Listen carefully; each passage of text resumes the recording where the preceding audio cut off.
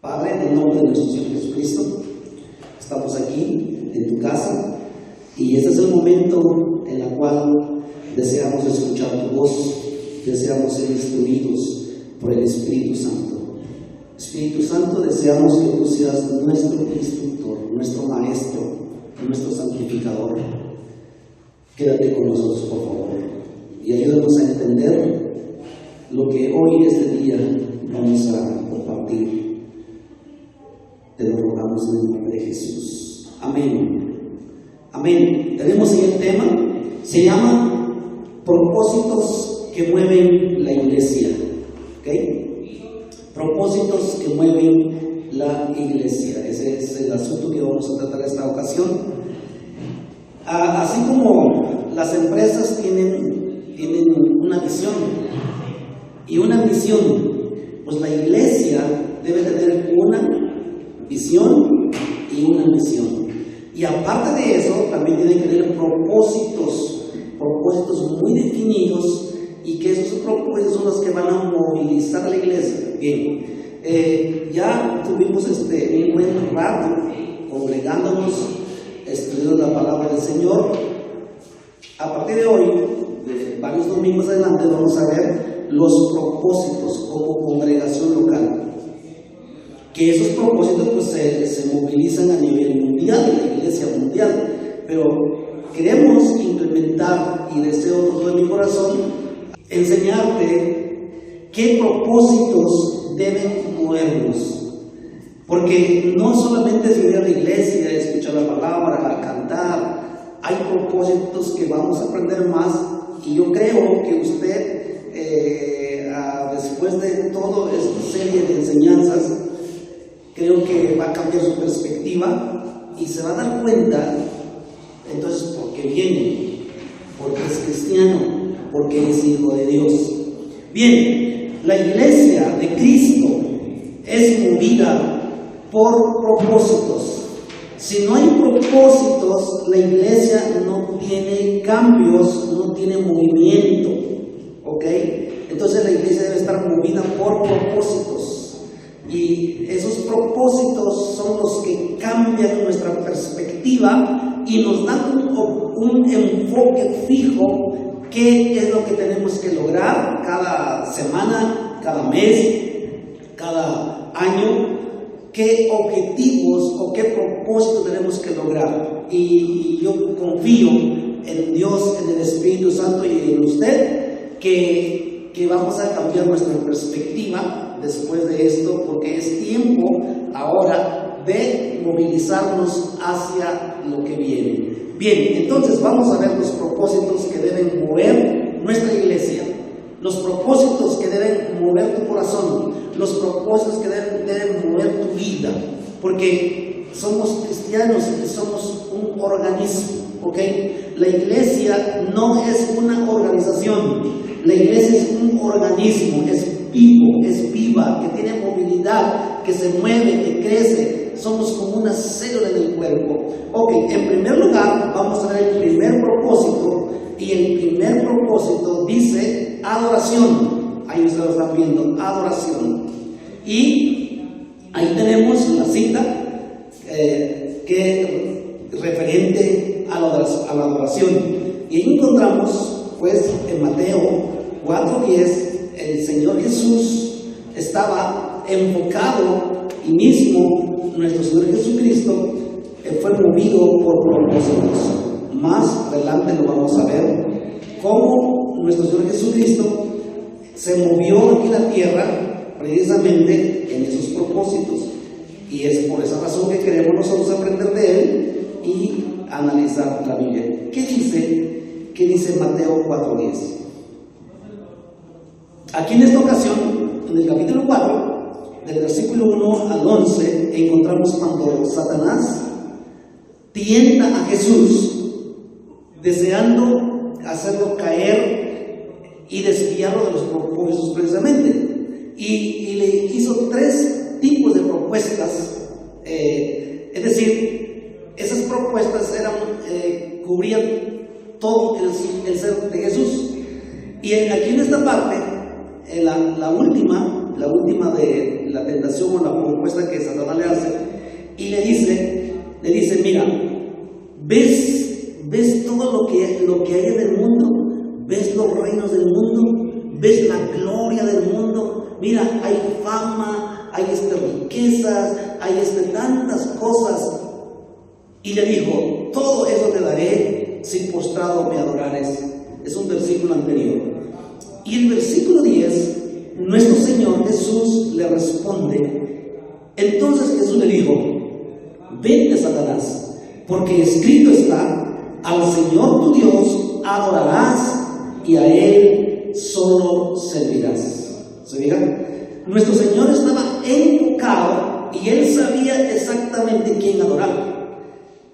Satanás viene, yo le llamo aquí esta parte el atrevimiento de Satanás. Es muy, muy atrevido, porque el creador del cielo y la tierra, el creador de los ángeles, porque Satanás era un ángel, y Jesús fue parte de esa creación de ese ángel. Ahora, este ángel se convierte en Satanás, el diablo, y se atreve a tentar al creador para que se dé cuenta, una idea, el atrevimiento y el desafío que Satanás tiene, que hizo precisamente con Jesús. Bueno, si él se atrevió a tentar a Jesús, desviar el propósito precisamente, ¿qué no hará con nosotros? ¿Sí? ¿Qué no hará con nosotros? ¿Cuántas ocasiones no querrá desviarnos del camino de Dios? ¿Cuántas ocasiones no querrá que nosotros abandonemos a Dios? Que nos vayamos en el mundo y nos ofrece ciertos placeres del mundo. Y aquí en esta ocasión estaba queriendo desviar la atención de Jesús respecto a la adoración. Y le dice, mira, si tú me adoras tan solo unos segundos, todo eso te va a dar. Y Jesús es el dueño de todo el mundo. Jesús es el dueño del oro y la plata, las montañas, los mares, los planetas, los cielos, es el dueño. Pero ¿cómo Satanás quería negociar con Jesús de esa forma? Pero nuestro Señor Jesucristo tenía en mente a quién adorar. Y le dice, al Señor tu Dios adorarás y a Él solo servirás. Evangelio San Juan, capítulo 4. Miren lo que la Biblia dice respecto a esto. San Juan, capítulo 4, versículos 23 y 24. Hermano, usted debe sentirse la persona, el ser más privilegiado del mundo. Porque miren lo que dice el versículo 23 y 24. Mas la hora viene, y ahora es, cuando los verdaderos adoradores adorarán al Padre en espíritu y en verdad, porque también el Padre tales adoradores busca que le adoren. ¿Se fijan? Si usted está aquí en este día, no estás aquí por tu propia iniciativa, porque tú querías estar aquí, sino porque el Padre te buscó donde estabas perdido, donde estabas inmiscuido con tantas cosas de este mundo, donde estabas enredado en tantas cosas, donde no tenías una identidad y no tenías realmente muy claro quién es Dios para ti. Ahí el Padre te buscó, ahí el Señor Jesús fue por ti y te trajo a su presencia. Ahora te ha convertido en un adorador para Él. ¿Dices amén? Somos adoradores de Dios. Por eso dice aquí, el Padre busca tales adoradores para que le adoren en espíritu y en verdad. Y dice el versículo 24, Dios es espíritu, y los que le adoran en espíritu y en verdad es necesario que le adoren. ¿Se fijan? ¿Cómo Dios ahora nos da esa libertad? Dice, ¿me conoces? ¿Sabes que soy espíritu y soy real? Adórame. Adórame, ven, adórame. Y es lo que estamos haciendo, hermanos. Al venir aquí, el día domingo, es para adorar a Dios. Vamos a aprender mucho más profundamente respecto a la adoración. Vamos a aprender lo que dice la Biblia teóricamente, lo que la Biblia nos informa, y vamos a cambiar mucho nuestra forma de alabanza y de adoración. Pero yo no quiero hacer nada, sino primero le doy la instrucción necesaria y de lo que dice la Biblia. Entonces, hermanos, adorar a Dios es el primer propósito y debe ser el primer propósito de una iglesia. Si tenemos 50 propósitos, 20 propósitos, 10 propósitos, el primero que debe encabezar es la adoración a Dios. Adoración a Dios es el propósito que debe encabezar de todos los propósitos. La iglesia de Cristo o nosotros precisamente existimos para adorar a Dios, y la adoración siempre va encabezado a cualquier otra actividad. Lógicamente la iglesia tiene que movilizarse en muchas direcciones y en muchas cosas, pero antes de todo eso, la adoración debe encabezar. Primero adoramos a Dios, luego le servimos, primero adoramos a Dios y luego hacemos otras cosas. Trabajar para Dios.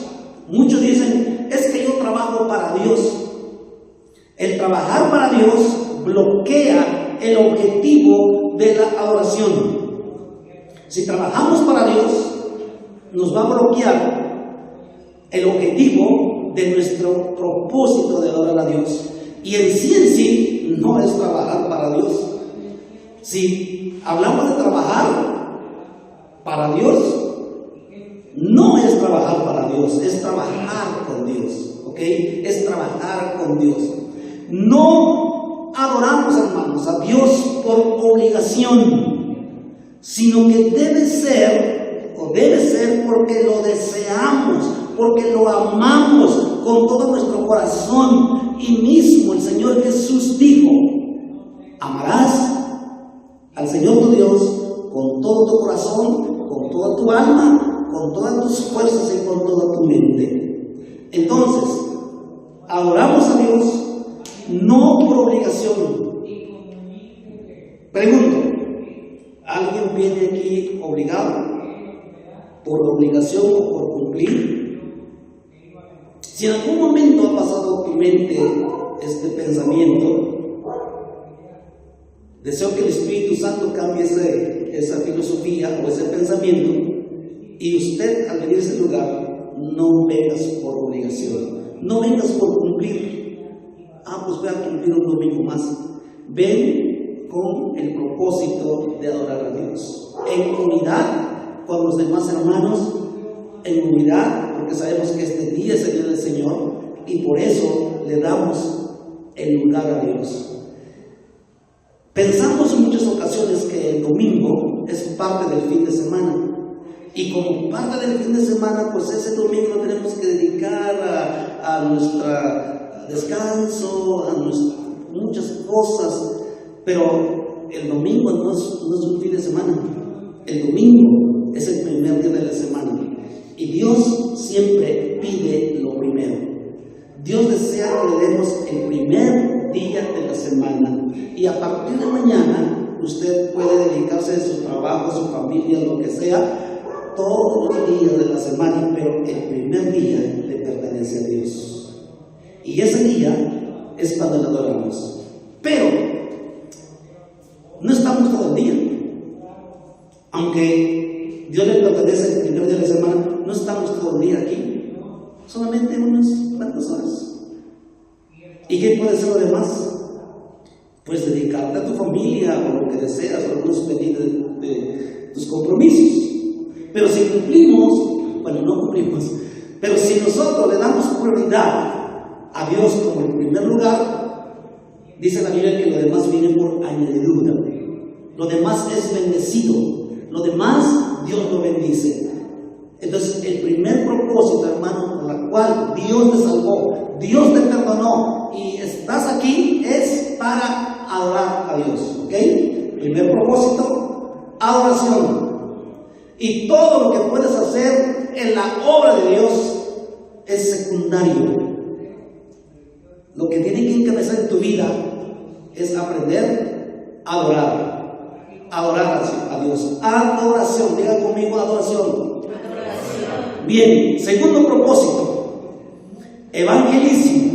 ¿Sí entienden? Dice evangelismo, evangelismo. Segundo propósito.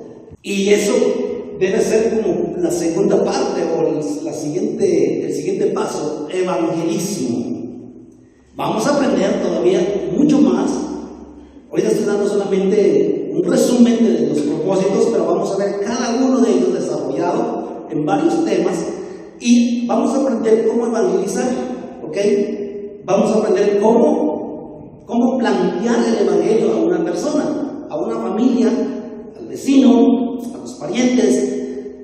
Vamos a aprender cómo compartir el evangelio con ellos.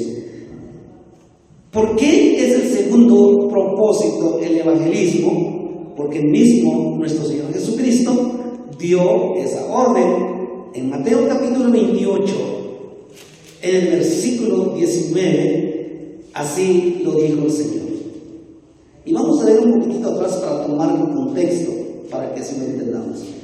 Versículo 18 dice: y Jesús se acercó y les habló diciendo: toda potestad me es dada en el cielo y en la tierra. Fíjense bien cómo el Señor establece desde un principio y dice: a mí se me ha dado toda potestad. Cuando Jesús aparece aquí en el capítulo 28, es ya después de su resurrección, ya casi en ese mismo momento es cuando iba a ser levantado nuevamente al cielo y regresar al cielo al Señor Jesús. Y por eso dice: toda potestad me es dada en el cielo y en la tierra. Es decir, se le regresó toda la autoridad y la soberanía que anteriormente poseía. Y luego dice: por tanto, id y haced discípulos a todas las naciones, bautizándolos en el nombre del Padre y del Hijo y del Espíritu Santo. Mismo nuestro Señor Jesucristo establece ese propósito y le dice a los discípulos: vayan por todo el mundo y hagan discípulos. Vayan por todo el mundo y prediquen el evangelio, lleven el mensaje del reino de Dios. Y los que creen, bautícenlos y que sean parte de la familia. Ahora avanzamos al capítulo 16 de San Marcos, capítulo 16 y versículo 15, y aquí hay un reto y un mandamiento que obedecer. Dice: y les dijo: id por todo el mundo y predicad el evangelio a toda criatura. El que creyere y fue bautizado será salvo, mas el que no creyere será condenado. ¿Se fijan? Personalmente, nuestro Señor Jesucristo da esta orden y dice: id por todo el mundo. Entonces estamos facultados con el derecho legal de ir por todo el mundo. ¿Se fijan? Usted puede ir a Europa, a África, a predicar el evangelio, y porque el Señor Jesús así lo estableció y te está facultando que vayamos por todo el mundo a predicar el evangelio de nuestro Señor Jesucristo a toda criatura. La iglesia existe precisamente para comunicar la palabra de Dios, evangelismo. Ahora, la iglesia como congregación local podemos hacer un evangelismo masivo, ¿sí? Podemos hacer un evangelismo masivo. Lo hemos practicado años atrás. Nos hemos organizado la iglesia por grupos y hemos evangelizado por fraccionamientos. Esta ciudad no puede demandarnos y decirnos o decirme a mí que la ciudad se levante y me diga: es que a mí no me predicas el Evangelio. No, porque como iglesia hemos predicado el Evangelio, lo hemos hecho públicamente y lo hemos hecho personalmente, casa por casa, colonia tras colonia, se han ido por grupos a evangelizar esta ciudad. Es una de las formas como predicar el Evangelio, y la otra forma es el evangelismo personal. Usted puede evangelizar y compartir el Evangelio con las personas con cual tienen contactos, y en muchas ocasiones Dios nos permite evangelizar a una persona que no conocemos. El simple hecho es que se da la oportunidad y Dios nos pone en esa posición y le predicamos el Evangelio. Nos ha sucedido en muchas ocasiones de que sin conocer, pero se presenta el motivo, la oportunidad, y les presentamos el Evangelio. Y les recomendamos que busquen una iglesia, que se acerquen a Dios. Pero en este caso, si lo hacemos aquí, pues lógicamente lo vamos a traer aquí, ¿sí? Lo vamos a traer aquí, lo vamos a invitar a que venga a la iglesia. Entonces, en muchas ocasiones Dios te va a dar la oportunidad a predicar el Evangelio con personas que ya conoces y en más confianza. Conoces cuáles son sus necesidades, sus problemas, que están batallando con la familia, cuál es su situación financiera, y dices: pues por aquí me voy a meter y le voy a predicar el Evangelio y le voy a platicar de ese tema. Pero cuando tú no conoces, Dios te va a dar la oportunidad y te va a revelar el problema o la necesidad, y en base de eso usted le predica el Evangelio. Dice la Biblia también que nosotros somos embajadores de Cristo, embajadores del reino de Dios, y la visión como embajadores es precisamente evangelizar al mundo. Mismo el Señor y Jesús dicen: ir por todo el mundo, ¿ok? Y esto como que se malinterpreta en muchas ocasiones, y muchos dicen: ok, pues yo me voy a aventurar y voy a predicar y que Dios me mande, quién sabe dónde. Pero tenemos que comenzar por nuestra zona, por nuestra ciudad, por nuestro país, por nuestra colonia, ¿sí? Tenemos que comenzar por ahí, y de allí pues Dios nos va a guiar dónde más predicar el Evangelio.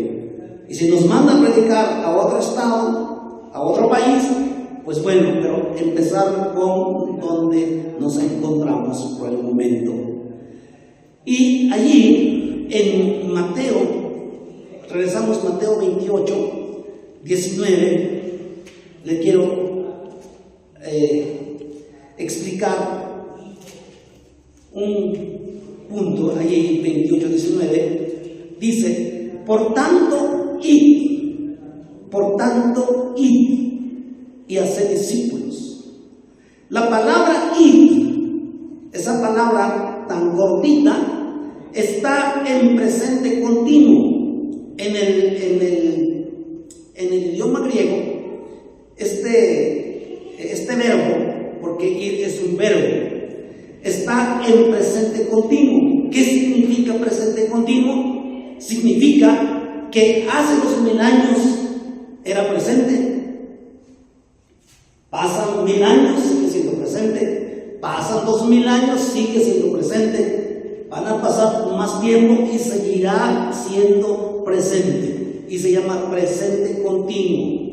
Entonces, así como el Señor Jesús hace 2000 años dio esa orden a los discípulos, y ese y sigue permaneciendo y sigue siendo presente, y nos dice: vayan, caminen, salgan. Y lo que significa esta palabrita en presente continuo significa: mientras ustedes están yendo, es decir, mientras tú cada día te movilizas, mientras vas a tu trabajo, mientras vas manejando, mientras vas, dice, predica el Evangelio.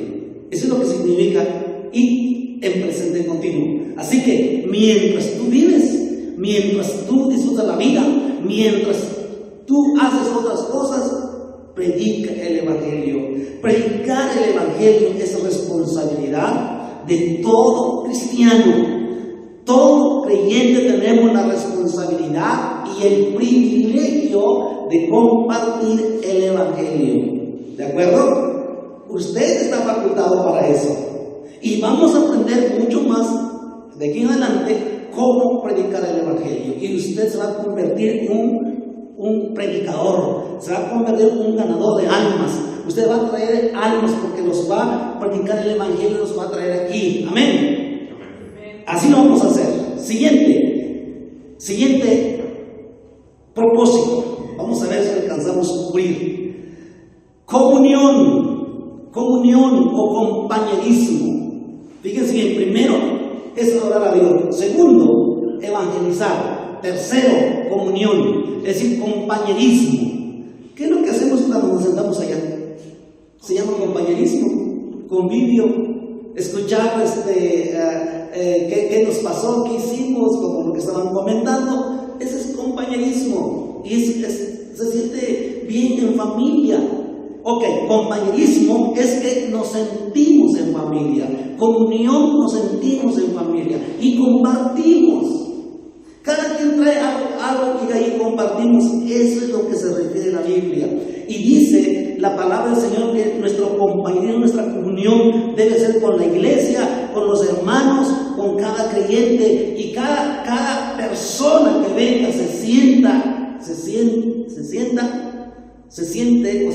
aceptado, se siente que lo aceptamos, que es parte de nosotros, y no se sienta pues una persona, ay, me siento raro con esta gente y como que no me hacen caso y como que no me quieren, como que me aíslan. No, necesitamos aprender la comunión y el compañerismo unos con otros.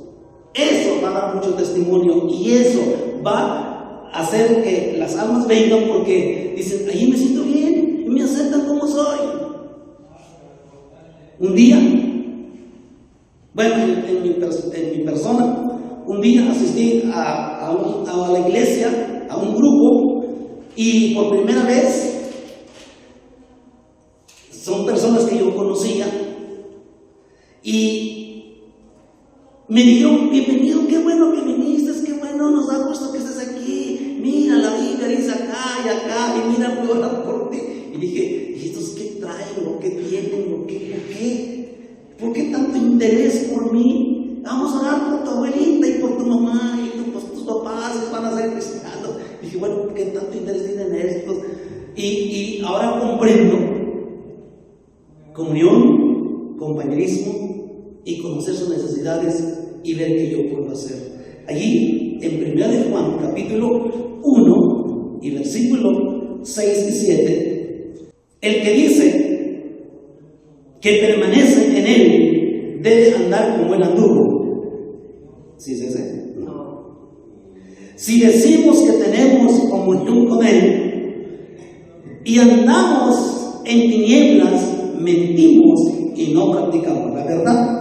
Pero si andamos en luz, como él está en luz, tenemos que comunión unos con otros, y la sangre de Jesucristo, su Hijo, nos limpia de todo pecado. ¿Se fijan? Aquí nos autoriza, dice que hay que tener comunión con los hermanos, compañerismo, hermandad.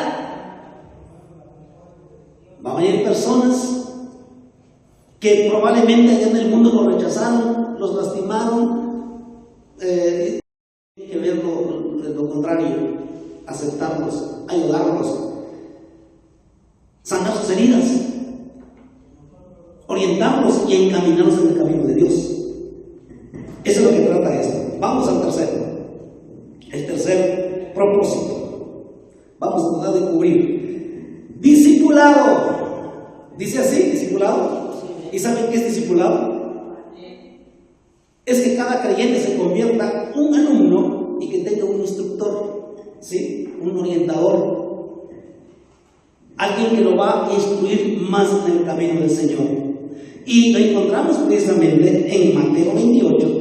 Y uno dice, bueno, ¿cómo la Biblia tiene toda la información que necesitamos? Sí, la Biblia tiene toda la información que necesitamos, y por eso, ese es el libro, ese es nuestro manual manual, Mateo 28:20, dice, ¿se acuerdan que el 19 dice que vayan por todo el mundo, hagan discípulos, bautízalos en el nombre del Padre, en el nombre del Hijo y del Espíritu Santo? Versículo 20 dice, enseñándoles que guarden todas las cosas que os he mandado, y aquí yo estoy con vosotros todos los días hasta el fin del mundo. Al comienzo del versículo 20 dice, enseñándoles que guarden todas las cosas que he mandado. Ningún cristiano puede guardar algo que nos se le ha enseñado. Ningún cristiano puede hacer algo, agradar a Dios, servir a Dios si no se le enseña primero. Y el ser enseñado precisamente se llama discipulado. Hay una inclinación acerca del discipulado que lleva otro camino, pero lo que la Biblia enseña acerca del discipulado es instrucción precisa, instrucción específica, es instrucción de 0 a más, es instrucción planeada. Y todos los cristianos, todos los creyentes necesitan forzosamente esa instrucción, ese discipulado de sus vidas, para que de esa forma entonces puedan guardar lo que el Señor ha mandado. Y si yo no conozco qué es lo que el Señor desea que yo guarde o cumpla, si yo no sé cómo lo voy a hacer, necesito primero conocer y saber aquello que Dios dice que haga. Y nosotros pues vamos a caminar en ese punto. Tenemos que aprender a ser discípulos. La iglesia de Cristo, hermanos, existe para edificar, para educar al pueblo de Dios, la cual es el discipulado. El discipulado es el proceso para ayudar a los que creen en Cristo, para cambiar sus pensamientos, sus sentimientos y sus acciones. Esto lógicamente comienza con el nuevo nacimiento. No podemos instruir a alguien que no nace de nuevo porque no va a entender. Pero cuando el creyente o la persona nace de nuevo, comienza a entender y dice, con razón, ahora lo entiendo. Cada persona que toma la decisión de seguir a Cristo debe ser discipulado, debe ser instruido en las cosas de Dios. Y la iglesia es responsable a desarrollar, a que las personas lleguen a la madurez espiritual. No podemos ser cristianos maduros, cristianos santos, cristianos consagrados, cristianos entregados al servicio de Dios, si no somos discipulados en primer lugar. Vamos con el quinto. Servicio equivale a que nosotros podemos tener la habilidad de ayudar a las demás personas en lo que podemos hacer. Esa es una parte. Y la otra parte es que yo encuentro en mi lugar, en el reino de Dios o en la iglesia de Cristo, encuentro mi lugar y mi ocupación, que es lo que voy a hacer en esta iglesia, en este caso. Servicio también se refiere que vas a encontrar tu lugar y tu ocupación específico de acuerdo a tus habilidades y de acuerdo el don del Espíritu Santo te da que hacer. Amén. Lo vas a encontrar. Y lo vas a encontrar porque tienes que involucrarte a desarrollarte como persona, a encontrar tu identidad. Vamos a ver Gálatas, capítulo 5 y versículo 13. Que vosotros, hermanos, a libertad fuisteis, solamente que no uséis la libertad como ocasión para la carne, sino servidos por amor a los unos a los otros. ¿Se fija? Que Dios te ha llamado para libertad. ¿Se acuerdan que hemos enseñado leyes por libertad? Y sirviendo a Dios nos hace libres. ¿Se acuerdan de esos temas? Ahí lo van a ver en el canal, ahí están esos temas.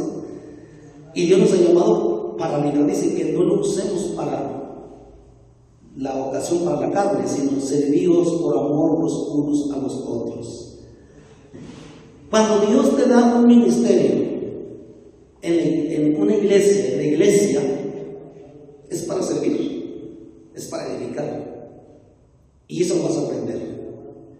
Y yo creo cada uno de ustedes tiene algo que realizar, tanto aquí adentro y tanto allá afuera.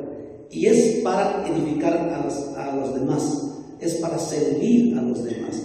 Seguimos avanzando en Hebreos.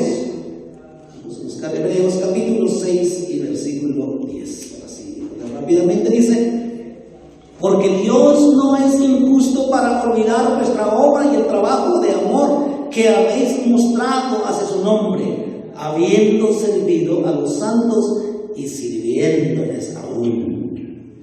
Amén. Agradezco a todos los hermanos que llegan a tiempo y comienzan a limpiar, a traer las sillas y tener todo en orden. Eso es parte del servicio. Es parte del servicio. Y también agradezco a todos los que traen algo. Es parte del servicio. Y vamos a aprender aún más respecto a esto. Entonces, hermanos, primero es adorar a Dios. Segundo, evangelizar. Tercero, ¿cuál es? Comunión, compañerismo. Cuarto, discipulado. Quinto, servicio. Y vamos con el último. Invasión. Invasión. ¿Y esto qué significa invasión? Invasión significa que entramos a un nuevo territorio y lo conquistamos y lo hacemos nuestro. Esa es invasión. Es invadir, porque queremos conquistarlo y hacerlo mío. Ese se llama invasión. Y en el reino de Dios sucede exactamente eso, invasión. Y miren lo que dice Marcos. Regresemos, el Evangelio de San Marcos. Y eso a mí me llena de gozo y de alegría al leer esos versículos. Y esto se llama invasión. Marcos capítulo 16 dice 16, 17 y 18 dice: el que creyere y fuere bautizado será salvo, mas el que no creyere será condenado. Y miren lo que dice: y estas señales seguirán a los que creen. Y estas señales seguirán a los que creen. En mi nombre echarán fuera demonios, hablarán nuevas lenguas, tomarán en las manos serpientes, y si bebieren cosa mortífera no les hará daño, sobre los enfermos pondrán sus manos y sanarán. Dices, ¿qué? ¿Y eso qué? Y aquí ahora me dice: estas señales seguirán a los que creen. ¿Usted creyó en Jesús? ¿Sí o no? Ok, si usted creyó en Jesús, significa que estás facultado para hacer esto. En su momento, en su tiempo. Primero tienes que ser instruido y discipulado de todos estos asuntos, y usted entonces puede hacer esto. Y dice aquí que en mi nombre echarán fuera demonios, liberación de personas que están poseídas. ¿Han leído del Evangelio? Los evangelios que Jesús se encontró con personas endemoniadas. ¿Se han leído esa parte? Y Jesús los liberaba y el demonio se salía. Pues eso es lo que trata. Y también dice que pondrá sus manos sobre los enfermos y los enfermos serán sanados. En muchas ocasiones en esta iglesia ha habido personas enfermas y se han sanado sobrenaturalmente. Y nosotros creemos en la sanidad, creemos que Dios puede hacer, y creemos que Dios es real. Amén. Creemos que Dios es real.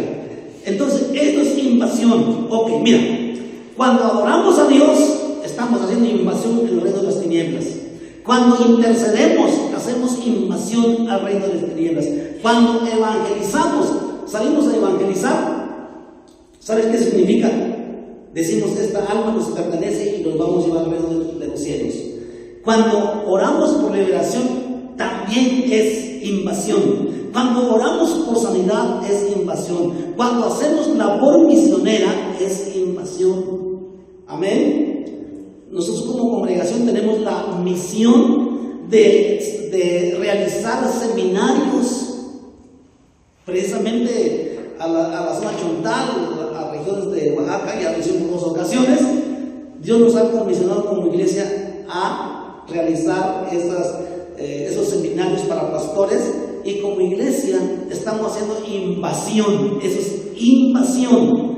Invasión también significa llegar a los lugares remotos a través de la tecnología, utilizando la internet, utilizando para alcanzar a personas lejanas. Eso también es invasión. ¿Se fijan? Hermano, entonces ya vamos a aprender a movilizarnos como iglesia. Amén. Mira, ahí hay un montón de sillas. Y cada uno de ellos tiene que sentarse una persona. ¿Sí? Y nosotros somos responsables de que cada una de las sillas se vayan ocupando todo allá. Y usted se va a sentir un creyente utilizado por Dios, un instrumento en la mano de Dios. Usted se va a sentir un creyente: encontré mi lugar, sé lo que voy a hacer en el reino del Señor. Y vas a sentir satisfacción aquí adentro. Vas a sentir satisfacción en tu interior, porque estás descubriendo por qué Dios te salvó y por qué te perdonó. Levanta tu mano en alto. Déjame orar por ti. Padre, en este momento yo presento como pastor este remanente, esta iglesia, esta congregación. En muchas ocasiones tú has mencionado que somos un remanente, y es la verdad. Somos un remanente. Yo te presento este remanente, Padre, que tú lo conoces cada uno de ellos, nos conoces. Yo te lo presento. Así como en la historia encontramos que te has valido de los pocos para conquistar, yo te pongo y entrego en tus manos este remanente para que te valgas de ellos y conquistes lo grande. Padre, gracias. Espíritu Santo, estamos aquí. Toma nuestras vidas, haznos útiles en el reino de los cielos. Aquí estamos, por favor. Usa nuestra vida. Pero en primer lugar, enséñanos a orar al Padre, a orar al Rey de Reyes, Yeshua HaMashiach. Ayúdanos a orar al gran Elohim, el Gibor, el Shaddai. Ayúdanos a orar, Espíritu Santo, por favor, ayúdanos, ayúdanos, ayúdanos. Aquí está esta iglesia, te lo presento a este inicio de este año. Te lo presento, te lo presento. Gracias.